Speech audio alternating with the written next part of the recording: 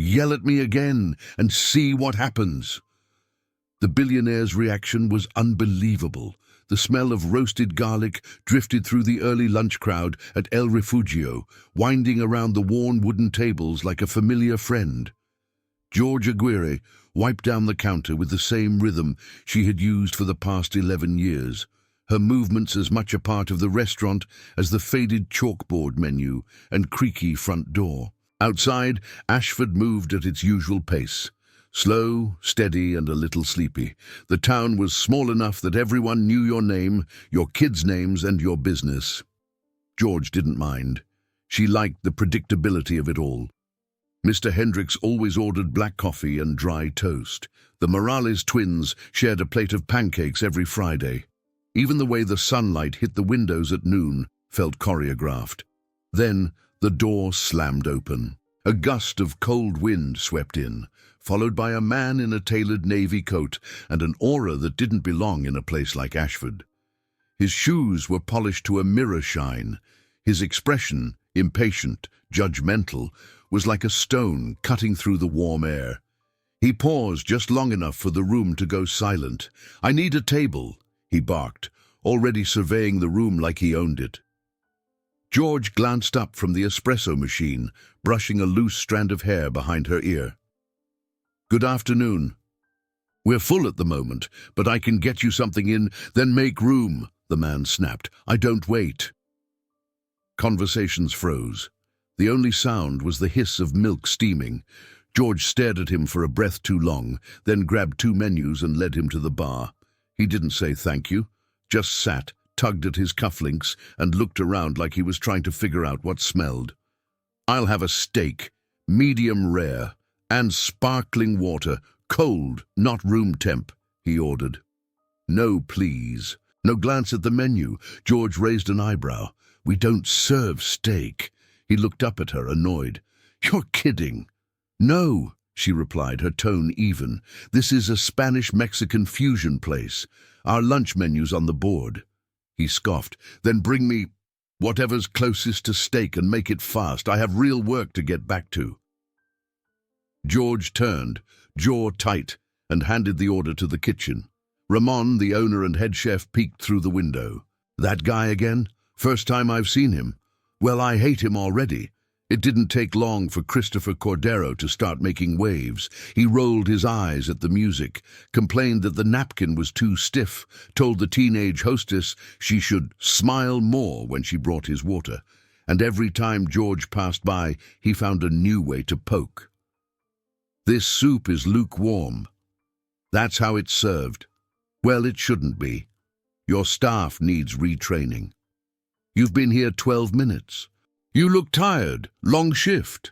By the time she brought his bill, George's hands were trembling. He hadn't once thanked her, not for the food, not for the service, not for the extra bread she brought unasked. He left a $20 tip on a $90 tab, then muttered, "That should be enough." She'd had enough. "Sir," she said, stepping back to his table. Her voice was clear, loud enough for the diners nearby to hear. "Can I speak to you for a second?" Christopher barely looked up. "What now?" She placed the checkbook down slowly, deliberately.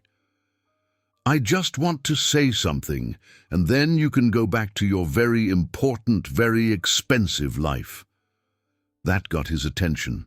He looked up, surprised. "I don't know what happened to you this morning or this decade, but walking into this place and treating everyone like they're beneath you doesn't make you powerful. It just makes you mean and petty and sad." Gasps echoed from nearby tables. Someone put down a fork with a soft clink. "You don't get to come into our home, and yes, this is a home to a lot of people, and act like you're better than us because you've got shiny shoes and a 6-figure watch. We're not here to serve your ego. We're people, with names, with stories, and with enough pride to not take this kind of crap quietly." For a moment, the room froze. Even the kitchen had gone quiet. Christopher's face turned a shade paler. "Are you done?" George leaned forward slightly. "Not quite." She didn't yell. Her voice was steady, worn from years of late nights and double shifts, but full of something more dangerous than anger, conviction. "You don't scare me. I've worked 3 jobs to raise my daughter. I've cleaned puke off this floor. I've stayed open late so people could finish a meal they couldn't afford. You're just a storm passing through. And like all storms, you'll leave, but we'll still be here." Silence. Then applause, soft at first, then louder. The Morales twins clapped. So did Mr. Hendricks. Even the hostess, cheeks red, gave a little cheer. Christopher stood, stunned. His mouth opened, then closed. He looked around, not angry, but lost, like he had walked into a room expecting applause and gotten a mirror instead. He left without another word. George stood in the center of the dining room, heart pounding. She expected Ramon to come out, maybe fire her, or at least pull her aside. But he just leaned out from the kitchen window and gave her a single solemn nod. Outside, the storm was gone. The sunlight came through the window again, warming the floor where Christopher Cordero had stood. But somewhere down the street, that fire in George's voice still echoed in his ears. For 3 days after the blow-up, the front door of El Refugio opened to everyone but Christopher Cordero. George tried to pretend it didn't matter, that his absence was a relief, but the truth clung to her like the smell of roasted peppers in her apron. Every time the bell above the door jingled, her eyes flicked up, heart half prepared for his sharp silhouette. It never came. The regulars kept her busy, but the whispers had started. "You really said that to his face? I heard he owns half of downtown Boston. My cousin swears he's on some board of global investors, whatever that means." Ramon played it cool, but even he double-checked the restaurant's legal paperwork, just in case. "Think he's gonna sue?" he asked one night, scraping chorizo into a pan. George shrugged. "I think he's too proud to come back." But she wasn't sure. Not really. She hadn't just embarrassed him. She had stripped him down in front of a room full of strangers and shown him what he looked like. And men like Christopher Cordero didn't take kindly to mirrors. By the end of the week, the adrenaline had worn off. The high of speaking her truth turned to a low, lingering anxiety. Her daughter Grace noticed it too. "Did something happen at work?" Grace asked one night, feet tucked under her on the couch, eyes flicking between her mother and the TV. "Just a customer," George replied, forcing a smile. "One of those days." But it hadn't been just a day. It had been a storm. And storms didn't just disappear. They circled back. Eventually. He returned on a Tuesday. It was slow, mid-morning lull, only 3 tables occupied. George was restocking sugar packets when she heard the door open and felt that familiar cold in the air. He wasn't in a suit this time. No tie, no cufflinks. Just a plain black sweater, dark jeans, and a face that looked like it hadn't slept. "George," he said quietly. Not a command this time, just her name. She turned, instinctively bracing herself. The restaurant seemed to hold its breath. "I just want to talk," he added. Ramon looked up from the kitchen pass, eyes narrowing. George held up a hand. "It's okay." They sat at a small table near the back, her choice. He didn't argue. No waiter, no menus. Just 2 mugs of coffee between them, untouched. He started to speak, then stopped, rubbed his temples, tried again. "I was a bastard," he said finally. George blinked. "I was cruel to you, to your staff. I acted like I owned the air in the room, and you called me out on it in front of everyone. I deserved that." She said nothing, let the silence speak for her. Christopher exhaled, shoulders hunched in a way they hadn't been before. "The truth is, I haven't been right for a long time, but especially since my father died." That caught her off guard. He glanced at her, as if unsure whether to keep going. "He passed away 2 weeks ago. Heart attack. We hadn't spoken in over a year." But when I got the call, I wasn't shocked. I was angry, and then I was empty. He looked away. He wasn't a good man. Big name, big fortune, but cold, condescending, violent when he drank, which was often. I spent my whole life trying not to become him, and somewhere along the way, I failed. The room felt colder than usual. George wrapped her fingers around her mug, even though the coffee had gone lukewarm. I didn't come here for sympathy, Christopher added quickly. I just needed to say it, out loud, to the one person who made me realize I had become what I hated. George's voice came out quieter than she expected. Why here? He gave a small, humorless smile. Because it's the first place in a long time where someone didn't care about my money, where someone reminded me I was human. They sat in silence. She didn't tell him it was okay. Because it wasn't. Not yet. But she also didn't get up and walk away. And for Christopher, that was enough. He came back the next day, sat quietly, ordered what the special was without complaint. Then the next day, and the next.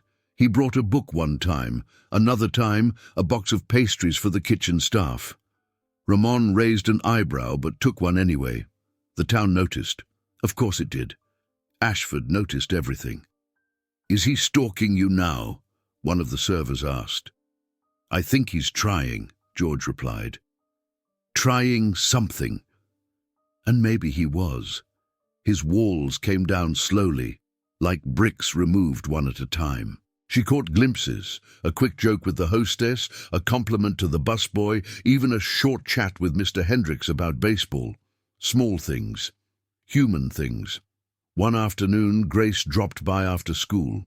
George was at the register, finishing up receipts, when she heard Christopher say, You must be Grace. Grace, guarded and polite as always with strangers, nodded. That's me. You like lemon bars? He asked. She squinted. Depends who's asking. Christopher chuckled. Fair answer. He reached into his coat and pulled out a wax paper-wrapped square. From the bakery next door. Figured I'd try to get on your good side. Grace glanced at her mom. George gave the tiniest nod. Grace took the bar, sniffed it dramatically, then smiled. Okay, you're off to a decent start.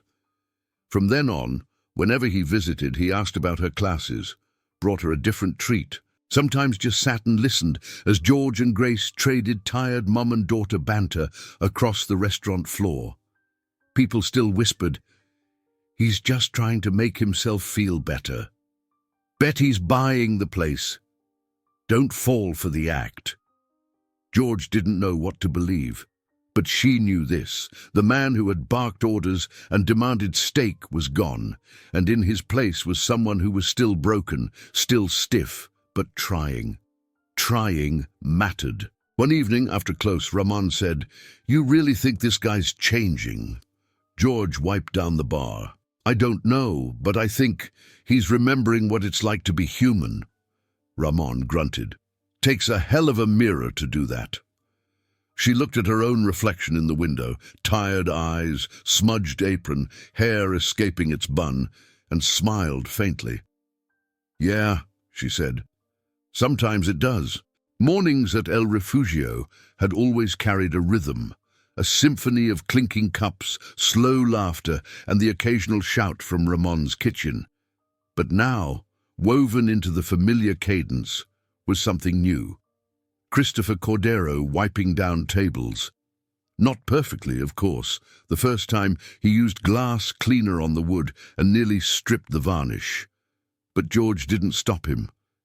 She watched from the register as he grimaced, muttered an apology to the furniture, and fetched a clean towel. He had started small, refilling the napkin holders when no one asked, offering to help the dishwasher on weekends, hauling in supplies when the delivery guy was late. No cameras, no suits, just sweat and effort. At first people thought it was a stunt, But then they saw him sweeping the sidewalk before sunrise. They saw him laugh when a 5-year-old spilled juice on his jeans. They saw him sit in the corner after a long shift and look around like he belonged. Names became faces. Faces became friends. He learned them all. Not just the customers, but the staff, who was in night school, who needed a new car battery, who secretly dreamed of opening a flower shop. He didn't flaunt his money, but one by one, small things began to change around the restaurant. A new espresso machine appeared after the old one sparked and smoked mid-morning. The broken heater in the back hallway was replaced, quietly, overnight. Ramon tried to argue once. Christopher just raised an eyebrow. "Let me help. It's not charity, it's penance." One rainy Wednesday, after close, George found him sitting at the bar, still in his work shirt, sleeves rolled up and collar damp. She poured 2 cups of coffee and slid onto the stool beside him. "You know you don't have to do this," she said. "I know." "Then why are you really here?" He stirred his coffee, slow. "Because I missed the chance to become a decent man when it mattered. Now I'm trying to make sure it still matters." He glanced at her. "I spent years thinking success meant being cold, strategic, untouchable. It made me rich, but it also made me alone." George listened, arms folded. "My father." He trailed off, swallowing the words. "He believed love was weakness. That kindness meant you'd lose the edge. I tried so hard not to be him, and yet, when I came here, when I looked at you and barked orders like he used to, I realized I'd become everything I swore I wouldn't." His voice cracked, just slightly. "I was cruel because I didn't know how else to survive." George didn't speak for a long moment. Then, quietly, "You're surviving differently now. Because of you." Grace had warmed to him fast. Faster than George expected. There was a strange, silent understanding between the two. They both had a way of studying people before speaking, of guarding their softness. He started picking her up from school when George worked late. They read books together at a back booth, played chess on Sundays. He taught her how to make a perfect grilled cheese. She taught him how to use TikTok without embarrassing himself. One night she looked at George over dinner and said, "You know, he doesn't talk down to me, not like most adults." George nodded. "He's learning." Grace smirked. "You're kind of proud of him, huh?" George didn't answer, but she didn't deny it either. Not everyone was sold. Regulars still side-eyed him, especially the older crowd. One woman cornered George after brunch. "Just hope you're not letting your guard down too fast," she warned. "Men like that don't change, they adjust." Even Ramon had his doubts. He's nice, too nice. Like he's buttering the bread before trying to buy the bakery. George didn't disagree, not entirely. There was still a question buried deep in her gut. What happens when he's done feeling guilty? The unease grew the day a stranger walked into El Refugio wearing a tailored blazer and a clipboard smile. He didn't order food, just coffee, black, no sugar, and questions. "How long has the restaurant been here? Would you say this area's experiencing economic growth? Any buildings nearby for sale?" George answered cautiously, watching his eyes. Too clean, too calculating. She caught Ramon watching too. He mouthed the words real estate from across the kitchen pass. Later that afternoon, George spotted the man again, pacing outside and scribbling notes while pointing at the buildings next door. An empty bookstore, a laundromat with flickering lights, a shuttered hardware shop. Her stomach twisted. That night, Christopher walked in later than usual, his jacket soaked from rain, expression unreadable. George didn't greet him, just turned and started wiping down the bar. "You heard," he said softly. "I saw. I can explain." "Can you?" He stepped closer, voice steady. "I didn't send him, but I know who he is." George turned, arms crossed. "Then tell me now, before I start assuming the worst." He exhaled through his nose. "I bought the buildings." Silence. "I bought them last week. quietly through a third party. George's face hardened. So it was a plan. All of this, being here, helping us, just step one in a long, polished takeover. No, he said quickly. God, no. I bought them because I heard the laundromat was days away from closing. The bookstore owner's been living off savings. That corner was going to be leveled, turned into a corporate pharmacy. And you swooped in to save the day? She asked, bitter. No, he repeated. I'm not trying to save anyone. I'm trying to invest in the town, in people, real people. I don't want to build high-rises. I want to build second chances because I needed one, and I got it, right here. His voice cracked. You gave me that. This place gave me that. I want to return the favor. George stared at him for a long time, long enough for the rain to soften outside, for her anger to cool, if only slightly. Then tell the truth next time, she said. We don't need saving, just honesty. Christopher nodded, soaked to the bone. Deal. That week, rumors exploded. He's building a tech hub. He's buying the entire block. He's turning it into a retreat for celebrities. But when Christopher hosted a small town meeting at El Refugio, complete with free tapas and paper napkins for notes, he laid it out clearly. I want to turn the empty buildings into an incubator, spaces for local businesses, run by people from here, low rent, shared utilities, community-driven, no franchises, no outsiders, just Ashford, helping Ashford. For a moment no one spoke. Then someone, maybe Mr. Hendricks, started clapping. One by one, hands joined. Not everyone clapped, but enough did to start something. George leaned against the bar that night, watching Christopher and Grace fold chairs and sweep up crumbs. She wasn't sure what came next, but for the first time, she didn't feel like the ground would fall out beneath her. Maybe, just maybe, this wasn't a trick. Maybe it was the beginning of something real. Winter came early to Ashford. Frost kissed the windows of El Refugio each morning, and George found herself lighting candles inside earlier than usual, golden flickers of warmth against the creeping dark. Outside, scaffolding wrapped around the old buildings like skeletons of something about to be reborn. The decaying structures that once stood like tombstones of failed businesses were being gutted, reinforced, and reshaped. The first time George walked through the former bookstore, now stripped to its beams and dust, Christopher handed her a white hard hat. I figured if I'm going to rebuild something for this town, he said, you should see it before it becomes real. She looked around, cracked drywall, broken shelves, a squirrel's nest in the ceiling, and arched an eyebrow. Doesn't get more real than this. Christopher smiled. It will. Soon. He wasn't exaggerating. Within weeks, things began to take shape.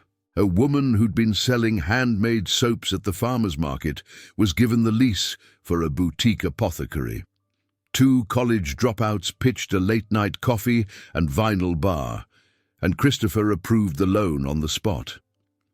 An aging barber who had lost his shop during the pandemic got his storefront back, chair and all. And through it all, El Refugio stood like the heart of it, feeding the workers, hosting the town meetings, offering space for brainstorming sessions and after-hours celebrations. It became the hub of a pulse that had long been faint in Ashford. George saw it, felt it, and she knew others did too. Still, skepticism hung in the air, especially from those who'd seen promises come and go. Some grumbled about the cost. Others whispered about Christopher's past, watching for signs the whole thing was a vanity project, a millionaire's guilt polished into good PR. But the thing was, he kept showing up. He didn't just throw money at blueprints, he got his hands dirty, learned how to patch drywall, hauled tiles, shared lunch breaks with laborers. He even cut the ribbon at the barbershop's reopening with a pair of clippers instead of scissors. The press never showed. He never invited them, because it wasn't for them. One evening, George found herself locking up after a long shift. The new shops outside glowed with soft, warm light. People milled about, laughing, window shopping, sipping hot drinks from paper cups. She stepped outside and just stood there. It was the same street, same cracked sidewalk, same weather-worn bricks, but it felt different now, like possibility had been poured into the mortar. Behind her, the door creaked open. Christopher joined her on the stoop, hands in his coat pockets. "You did it," she said. He shook his head. "We did." She looked at him, eyes searching. "You really didn't have to stay, you know." "I did," he said. "I just didn't know it yet." But in the weeks that followed, life fell into a rhythm again, but a better one. Grace started volunteering at one of the new youth art studios, teaching younger kids how to draw. She still teased Christopher, but with a fondness now, an unspoken trust. Ramon finally admitted he liked the new espresso machine, though he still insisted the old one had more character. George felt it most in the quiet moments, the way people lingered longer at tables, talked a little softer, smiled a little easier. The restaurant was fuller now, not just with customers, but with meaning.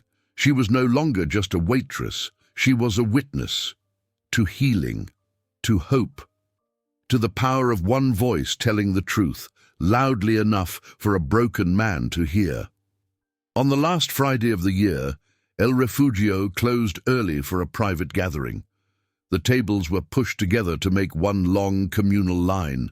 Bowls of steaming food passed from hand to hand. Laughter rose like music. It was a dinner of gratitude, not grandeur. Christopher sat beside George and Grace, sleeves rolled up, a smudge of something tomato-based on his shirt. "You'll never wear white here again, will you?" George teased.